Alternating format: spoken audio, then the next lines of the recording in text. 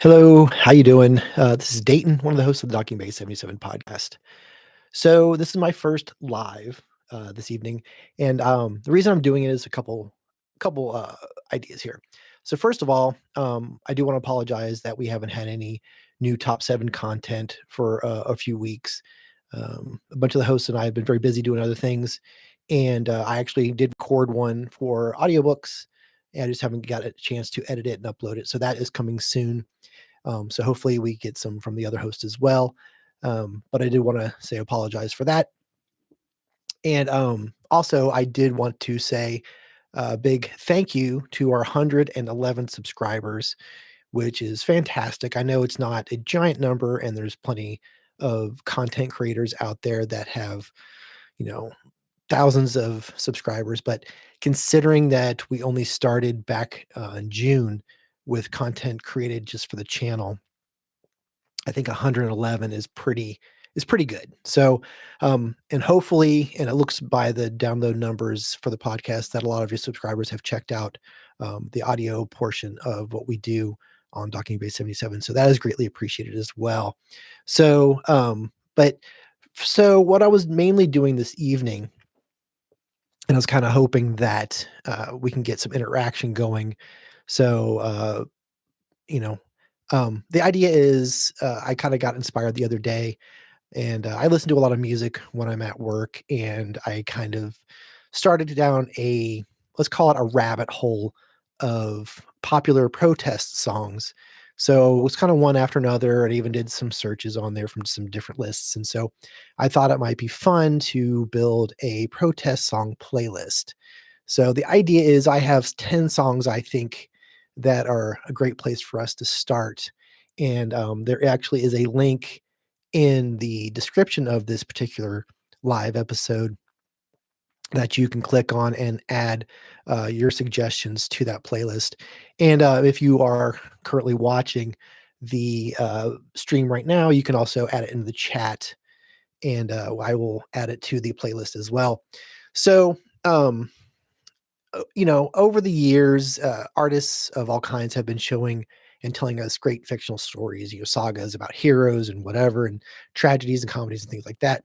But they also use their art to bring awareness to injustices and evil and corruption and things like that. So, in a way of using their art and uniting people when it was necessary. So, listeners of the podcast know that I am a fan of films, books, and songs that do a good job bringing social commentary the into their art in ways that are creative and not only you know entertaining but also educational. And so what I've done here is, like I said, I have 10 songs to get us started with the list, and I think these songs not only are a good place for us to start, but also where there's some similar themes. They all kind of have their own little story to tell and their own point of view. And the songs I've chosen actually have some different backgrounds. They come from different parts of the world, different decades, and but they all kind of are important. And if you're going to build a playlist, I think these are the great songs to start with. So anyway, let me start. Our first song here is the song "Eve of Destruction" by Barry McGuire. Now, I remember the first time I remember hearing the song. I'm sure I heard it on the radio when I was a kid, but they used a version of the song on the TV show uh, um, Greatest American Hero. And I remember growing up and later recognizing the song, listening to like those collection tapes that they used to make from each year.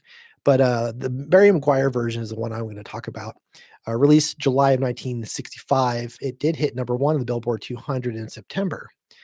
The interesting thing about this is that those vocals you hear, the really rough vocals from Barry, were recorded in one take while Barry was reading the lyrics off a piece of paper. I thought that was kind of interesting. Inspired by the turmoil of the 60s, there's obviously references to space race, to Vietnam, to nuclear war. And there are some themes in there that are definitely still relevant today, particularly if you really listen to the lyrics of the third verse. they are very, very appropriate for some of the things that are going on in today's society. So check that one out if you haven't heard that before. My next song is Ohio by Crosby, Stills, Nash and Young, inspired by the National Guard shootings at Kent State that left 4 students dead. Um, with a lot of what's going on with the deployment of National Guard in certain cities and other federal security forces, um, around the country, this song is more relevant and becoming even more timely as things progress. But it's a beautiful song, even if you kind of ignore the subject matter.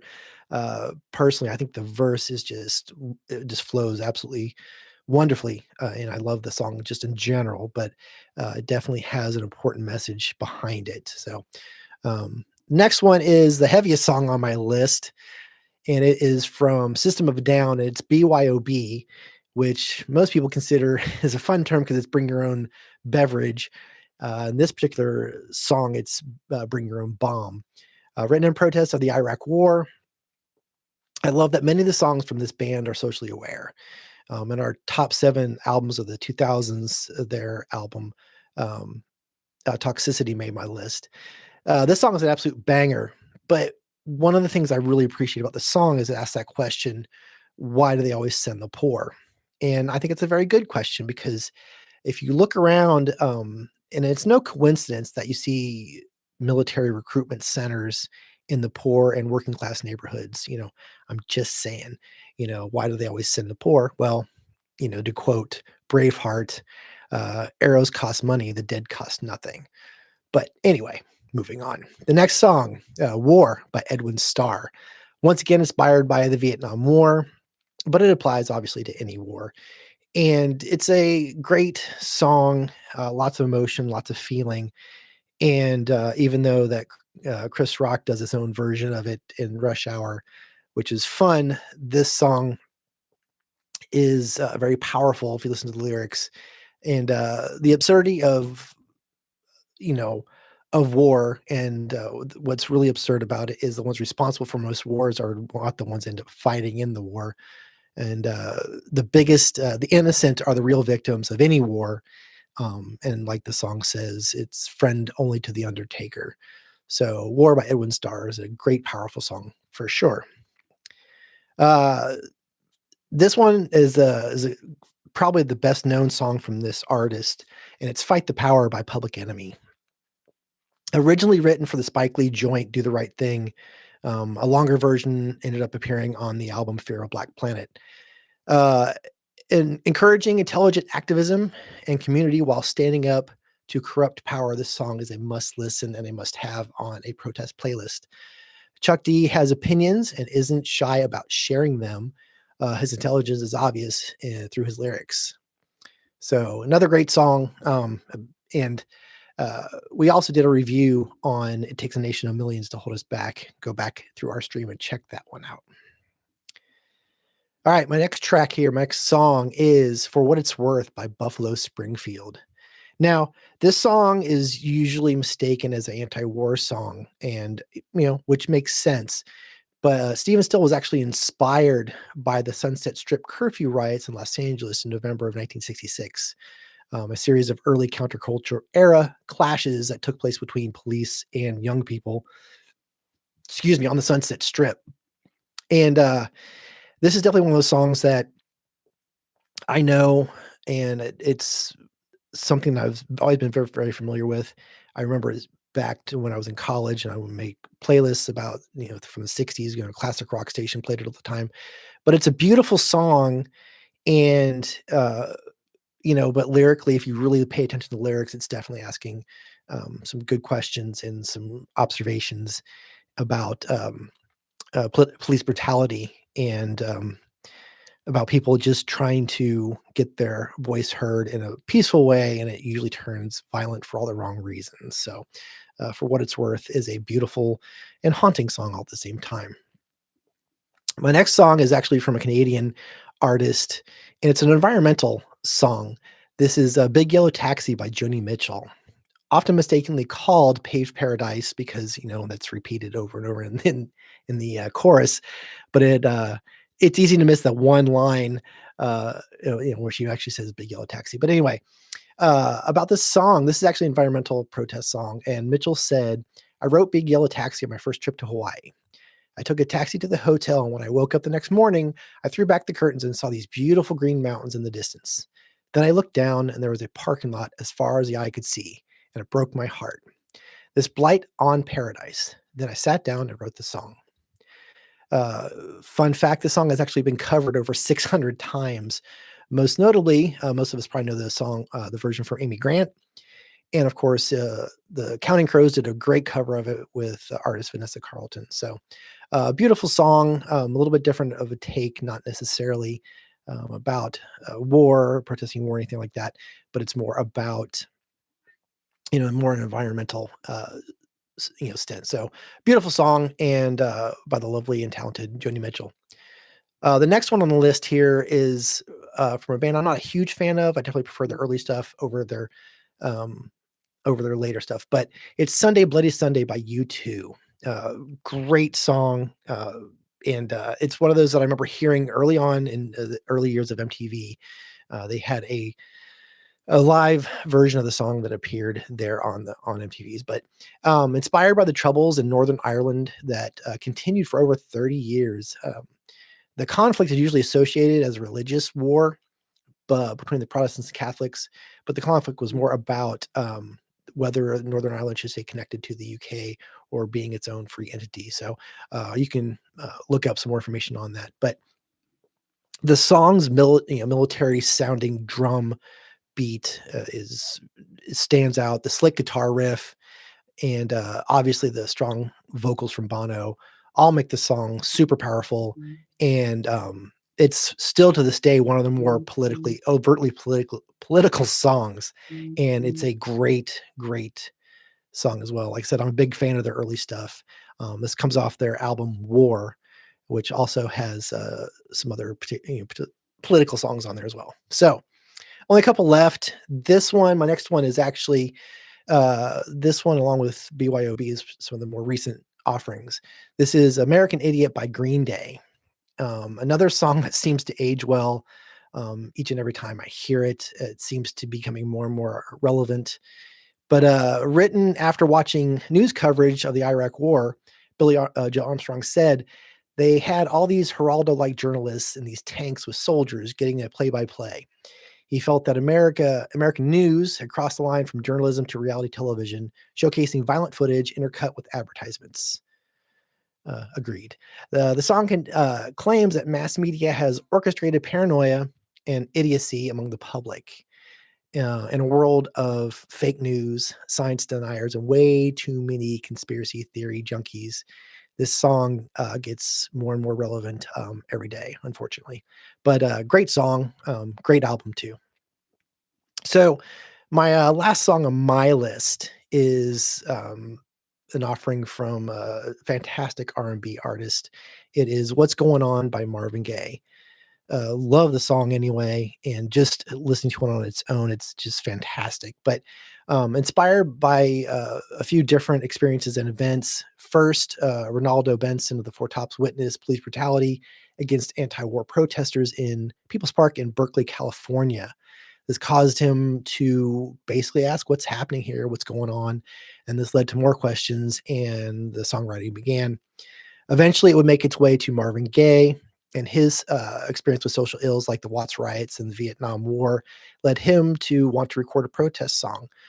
Now, this song, you know, it isn't overtly a protest song, but there's definitely questions in there. It is a beautiful song, but listening to lyrics once again, you can hear the message. And this one, I really appreciate the fact that it's encouraging love and understanding over hate and violence. It's more of a, why can't we all get along? Like, even like the one song, "Why Can't We Be Friends?" But it's asking that question. It's like, what's going on? Why are so many people crying? Why are people, you know, going off to war? Why do we think the war is the answer and things like that? So this is a great song regardless. And I think it's a beautiful song. And it's another one of those where, because there's so many songs that like have a certain sound to them, and Marvin Gaye is known for his love songs, and this was kind of um, love one another as opposed to just a love song. So this is a great addition to any playlist, regardless. But so there you go. That's my 10 songs to get us started. And so there is a link, like I said, down in the description of the live if you want to click on that and add some songs. So anyway, so, I wanna thank anybody and everybody that's been watching and streaming us here, and do wanna thank all of our subscribers and people following and that comment on videos and things like that. And before I go, I do wanna mention something interesting. I know, our subscribers and people notice that, um, every once in a while, I do drop a quick short video, of usually what I'm listening to or what I'm watching, and a lot of times it's connected with some upcoming episodes. A few days ago, I was watching V for Vendetta, on November 5th, because remember the 5th of November, the gunpowder treason. Um, and so, of course, I like to do with other videos, like I've done it with Lilo and Stitch, and I did it with Train to Busan and Dawn of the Dead and things like that. And I, added like 60 seconds from the movie, and I uploaded it, and it was immediately blocked for copyright reasons. Now, I out of all the shorts I've posted, only one other one was partially blocked for copyright reasons, and I do find it funny that on November 5th, when I was uploading this, and it's about a movie and, of course, a graphic novel initially about information control and media and things like that, and I do find it funny that that particular clip was completely blocked. So I did have a 60-second clip of from the movie V for Vendetta that was going to go up a couple days ago, and sorry, it got blocked. I apologize. So anyway, that's what's going on. So for people that follow us on the podcast, you know, right now we have a book review for Hounded from Kevin Hearn, which you can listen to. Disney John hosted that one. And then after that, we have 7 top 7s to finish off the year.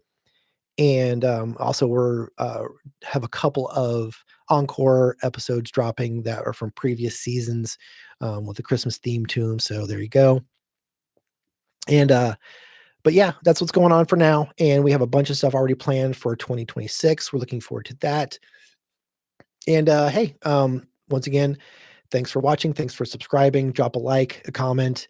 Let's build this playlist. So, all right, awesome. Thank you guys very much, and we will talk at you soon. Thank you.